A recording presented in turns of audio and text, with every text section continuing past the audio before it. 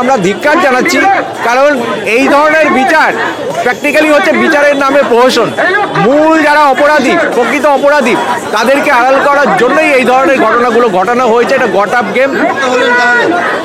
এক অর্থে তো আসা হতো বটেই, কারণ এটার মধ্যে আমরা একটা কনস্পিরেসি দেখতে পাচ্ছি যে আজকে একজনকে দোষী সাব্যস্ত করে আজকে মূল যারা অপরাধী রয়েছে তাদেরকে আড়াল করার একটা চক্রান্ত এর মধ্যে আছে বলে আমরা, এটা একটা বড় চক্রান্ত। আজকে ওরা ভেবেছে যে সঞ্জয় রায়ের সাজা দিয়ে দাও, ফাঁসি দিয়ে দাও, কি অন্য কিছু দিয়ে দাও, তাহলে সমস্ত মানুষ ঠান্ডা হয়ে যাবে। এই চক্রান্ত তারা করেছে, কিন্তু তারা মূর্খের স্বর্গে বাস করছে। আমরা সার্ভিস ডক্টর ফোরামের পক্ষ থেকে বলতে চাই, এর দ্বারা কিন্তু আন্দোলন থামবে না। আজকে এখানে যে হাজার হাজার মানুষের জমায়েত হয়েছে এটাই তার প্রমাণ। এটা আরও হাজারো গুণে বাড়বে। আশঙ্কা আমরা করেছিলাম সেটাই সত্য হলো যে সঞ্জয় রায় ছাড়া বাকি কারা দোষী, খুনের মূল চক্রী কারা, সেটা কিন্তু ধরা পড়লো না। আজকে শিয়ালদা কোর্ট চত্বরের বাইরে যদি হাজারো মানুষের স্লোগান শোনেন, কণ্ঠস্বর শোনেন, মানুষ একটাই দাবি করছে যে সঞ্জয় রায় ছাড়া আর কারা, জবাব দাও সিবিআই, জবাব দাও কলকাতা পুলিশ প্রশাসন। অর্থাৎ মানুষ কিন্তু ক্ষুব্ধ, মানুষ ব্যথিত, মানুষ আজকে কাঁদছে। অভয়ের মা বাবা যেমন কাঁদছে, ব্যথিত হয়েছে, তেমনি আমরা মেডিকেল সার্ভিস সেন্টার সাধারণ মানুষও আমরা চাই প্রকৃত সত্য বেরিয়ে আসুক। তাই লড়াইয়ের রাস্তা ছাড়লে চলবে না। একা সঞ্জয় রায় করেনি বলেই আমাদের ধারণা। আমরা মনে করছি এর পেছনে প্রত্যক্ষ বা পরোক্ষভাবে যারা জড়িত তদন্ত প্রক্রিয়া, তাদের কেন ধরছে না, কেন তাদেরকে আড়াল করছে। এই রায়টা একটা ইনকমপ্লিট রায়। আমরা আগেই এক্সপেক্ট করেছিলাম যে এরকমই একটা কিছু হতে চলেছে। মূল যারা অপরাধী রয়েছে তাদেরকে আড়াল করে তাদেরকে আজকে মানে বাঁচানোর জন্য একজনকে হয়তো দোষী খাড়া করা হবে। সঞ্জয় রায় অপরাধী আইনের চোখে তো অবশ্যই। যে ডিএনএগুলো পাওয়া গেছে ভিকটিমের শরীরে, 5 জনের ডিএনএ পাওয়া গেছে, তার মধ্যে সঞ্জয় রায়ের ডিএনএও পাওয়া গেছে। স্বাভাবিকভাবে সঞ্জয় রায় অপরাধী, সিবিআই সেটা দোষী সাব্যস্ত করেছে, কোর্ট দোষী সাব্যস্ত করেছে, অবশ্যই তার শাস্তি হবে। কিন্তু এই বাকি যে আরও 4 জনের ডিএনএ, তার মানে মিনিমাম আরও 4 জন সেখানে ছিল সরাসরি।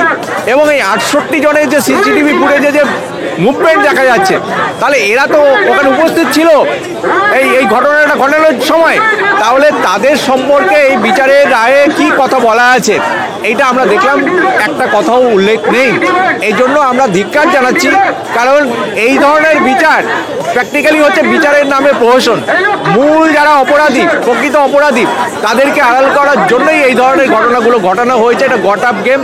অতএব আমরা আজকে দেখতে পাচ্ছেন এখানে সমস্ত মানুষ এই রায় মেনে নিচ্ছে না যতক্ষণ পর্যন্ত না বাকি যারা আছে তাদেরকে সাব্যস্ত করা হচ্ছে এবং তাদেরও শাস্তি ঘোষণা করা হচ্ছে, ততক্ষণ পর্যন্ত কিন্তু এই আন্দোলন থামবে না। আন্দোলন কিন্তু আরও হাজারো গুণ বাড়বে। আজকে থেকেই আবার লড়াই ঘোষণা করতে হবে, লড়াই সূচিত করতে হবে, যাতে করে প্রকৃত খুনিরা ধরা পড়ে। সিএফএসএল রিপোর্ট, সিবিআই রিপোর্ট মেলেনি। ডিএনএতে 4 জনের যে ডিএনএ ছিল আরও বায়োলজিক্যাল ফ্লুইডে, সেই 4 জনের ডিএনএ মধ্যে একজনই শুধু সঞ্জয় রায় পাওয়া গেছে, বাকিদের কাদের ডিএনএ সেটা বোঝা যায়নি। এমনকি সিসিটিভিতে 68 জনকে দেখা গেছে, একা সঞ্জয় রায়কে আইডেন্টিফাই করেছে। এখান থেকে বোঝা যাচ্ছে কোথাও যেন একটা চক্র কাজ করছে। সেই কলকাতা পুলিশ থেকে শুরু করে, সিবিআই থেকে শুরু করে প্রশাসনের সর্বোচ্চ স্তর সত্য গোপন করা, সঞ্জয় রায়কে দিয়েই পার পেতে চাইছে। প্রকৃত যে দুর্নীতি চক্র, যার ফলআউট হিসেবে ফলশ্রুতিতে অভয়ের মৃত্যু, সেটা যাতে সামনে না আসে, এই চক্রান্তটাকে মানুষের সামনে এক্সপোজ করতে হবে। তাই লড়াই চালিয়ে যেতে। 2 মাসের বিচার প্রক্রিয়া, তারপরেও কি মনে হয় সঠিক বিচার দেওয়া গেল না বোনকে? এটা তো মানুষ সবাই বলছে, অভয়ের মা বাবা বলছে, আমরাও বলছি। এই বিচার মানুষ চায়নি, মানুষ চেয়েছিল প্রকৃত বিচার। সঞ্জয় রায় ছাড়া আর কে দোষী সেটা জানতে চাই আমরা। ফলে এখানেই লড়াইটা আমাদের থামালে চলবে। আজকে থেকে তাহলে নতুন করে লড়াই শুরু হবে? অবশ্যই আজ থেকে লড়াই শুরু হবে। আমাদের যে আশঙ্কা ছিল সেই আশঙ্কায় আজকে আমরা দেখতে পেলাম যে সঞ্জয় রায়কেই একমাত্র দোষী সাব্যস্ত করলো কোর্ট। তাই প্রকৃত সত্য খুঁজে বার করতে লড়াই চালিয়ে যেতে হবে। দোষীরা শাস্তি পাক। সাধারণ মানুষ হিসেবে, আন্দোলনকারী হিসেবে আমরা অবশ্যই সাপোর্ট করব। কিন্তু আমাদের প্রশ্ন একটাই, একা সঞ্জয় রায় এইভাবে সুন্দরভাবে পরিকল্পিতভাবে একটা সরকারি হাসপাতালের ভেতরে 3 তলায় উঠে গিয়ে কোনো প্রতিহত না পেয়ে সোজা ভেতরে ঢুকে সেমিনার রুমের পজিশন জেনে গিয়ে সেখানে একজন ডাক্তারবাবুকে খুন এবং ধর্ষণ করলো। অথচ জায়গার কোনো পরিবর্তন হলো না, বেডশিট বেছানো থাকলো। ধস্তাধস্তির কথা সিবিআই রিপোর্টে উল্লেখ আছে বলে আমরা জেনেছি, কিন্তু তার কোনো রকম কোনো পরিবর্তন আমরা দেখলাম না। এটা কি রকম ঘটনা? একা ওনার পক্ষে সম্ভব নয় বলে আমরা মনে করি। সঞ্জয় রায় এর সাথে প্রত্যক্ষভাবে জড়িত, এটা ডিএনএ রিপোর্ট প্রমাণ করছে, তাতে কোনো অসুবিধে নেই। সে পুরো সর্বোত্তম শাস্তি পাক, তাতেও কোনো অসুবিধা নেই, কিন্তু একা সঞ্জয় রায় করেনি বলেই আমাদের ধারণা। আমরা মনে করছি এর পেছনে প্রত্যক্ষ বা পরোক্ষভাবে যারা জড়িত, তদন্ত প্রক্রিয়া তাদের কেন ধরছে না, কেন তাদেরকে আড়াল করছে, তার কোনো অভিসন্ধিৎসা নেই তো? এই প্রশ্নটা বরাবরই আমাদের থাকছে। এই প্রশ্নের জন্যই আমরা আন্দোলন করেছি। আমরা চাই সর্বোত্তম শাস্তি যারা এর সাথে প্রত্যক্ষ বা পরোক্ষভাবে জড়িত রয়েছে তারা পাক। এখন কি দাবি আপনাদের? আন্দোলনের মাধ্যমে যারা, এই তো একটাই দাবি, যারা প্রত্যক্ষ বা পরোক্ষভাবে জড়িত তারা সর্বোত্তম শাস্তি পাক। এখানে দাঁড়িয়ে আমরা দেখলাম যে সঞ্জয়কে একা সঞ্জয়কেই কেবলমাত্র দোষী সাব্যস্ত করা হয়েছে। এখনো অবধি একা সঞ্জয়কেই একমাত্র দোষী সাব্যস্ত করা হয়েছে।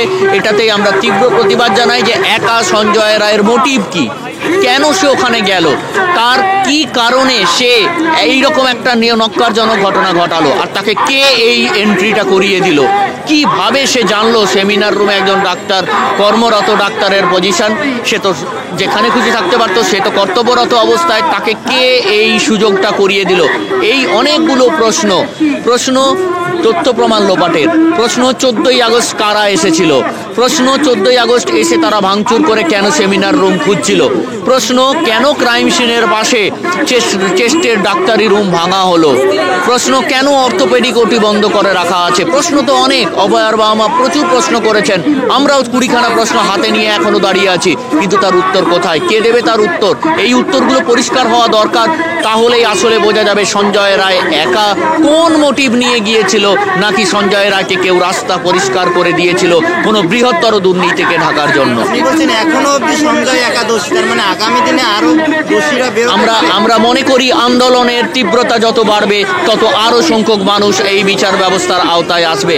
বিচারের প্রতি আস্থা রাখা ছাড়া সাধারণ মানুষ হিসেবে আর যাওয়ার জায়গা তো কোথাও নেই।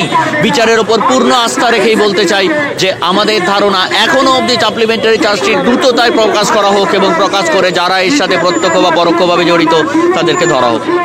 শুরু থেকেই আন্দাজ পাচ্ছিলাম এটা হতে চলেছে।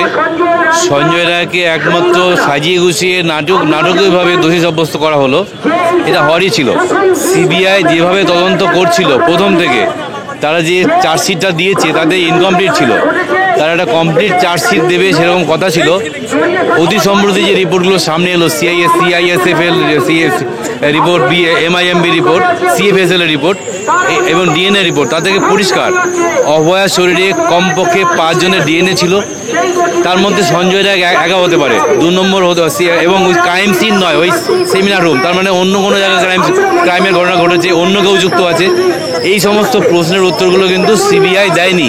সিবিআই এই সমস্ত প্রশ্নের উত্তরগুলো দিয়ে যদি কমপ্লিট চার্জশিট দিত তাহলে কিন্তু ঠিকটা হতো, কিন্তু ঠিকটা হয়নি। যেটা হয়েছে, কলকাতা পুলিশ যে চার্জশিট দিয়েছিল সেটাকে হুবহু কপি করে সিবিআই চার্জশিট জমা দিল।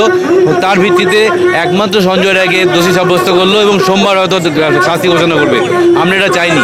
আমরা চেয়েছিলাম সঞ্জয় যদি দোষী হোক, শাস্তি হোক, কিন্তু প্রকৃত দোষী যাদেরকে আড়াল করা হলো, রাষ্ট্রের উদ্যোগে আড়াল করা হলো, শুধু সরকারের উদ্যোগে নয়। সিবিআইও সেখানে হেল্প করেছে, বিচার ব্যবস্থা পরোক্ষভাবে হেল্প করেছে। সব যারা দোষী তাদেরকে আইডেন্টিফাই করা হোক, তাদেরকে বিচারের আওতায় আনা হোক, এটা আমরা চাই, এবং চরম শাস্তি হোক। এখানে দাঁড়িয়ে আজকের যে রায়, অর্থাৎ সঞ্জয়কে যে দোষী সাব্যস্ত করা হলো, সেখানে দাঁড়িয়ে তাই সেই রায়কে কি স্বাগত জানাবেন? না, আমরা একেবারে এটাকে স্বাগত তো জানাচ্ছি না, ধিক্কার জানাচ্ছি। এই বিচার ব্যবস্থা মনে করছি সিবিআই যেটা করেছে, তারা হচ্ছে তদন্তের নামে প্রহসন করেছে, এবং কোর্ট যেটা করেছে বিচারের নামে প্রহসনই করেছে। প্রত্যেকে মিলে ন্যায় বিচার থেকে আমাদেরকে দূরে সরিয়ে দিতে চাইছে। আমি ডাক্তার স্বপন বিশ্বাস, আমি সার্ভিস ডক্টর ফ্রমের কোষাধ্যক্ষ।